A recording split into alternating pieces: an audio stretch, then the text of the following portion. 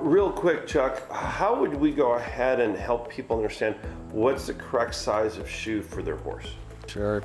You know, one thing, when you trim a horse, okay, the steeper the angle is that you trim on a horse, the smaller the foot's going to be. Okay. Okay, because if you leave him down low, you got that toe sticking out in front. Right. So once you determine that you've got the bones lined up and you trim it down to where you have the cup in the foot and just the hoof wall on the ground, frogs trimmed, then we start, the big thing is the trim. It's always the most important part of anything, getting the trim done correctly. Lining those bones up is our job. So once we have that, then we fit the shoe.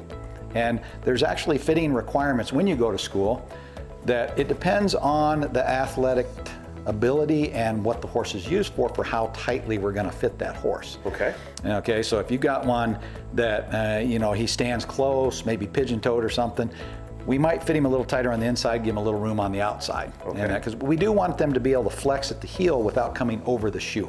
Okay. So if we fit them right there at those heels where you don't see any shoe, then they have a good chance within a couple weeks of overgrowing the shoe. Okay. And so we want to get 6 to 8, you know, anywhere 4 to 8 weeks, depending on the horse's growth rate on those shoes. So there's some variables depending on what the horse is used for, but normally when you go to school, the fit is done with, you fit at the toe, and the shoe should look like a continuation of the foot. Okay. So when you look at it, it just keeps flowing down. So it should be slightly out, but not very much. And like I said, it depends on your horse. If you got one that's standing close, as soon as he starts stomping it flies, you leave anything out, shoes off. Okay. So there's a few variables in that fit.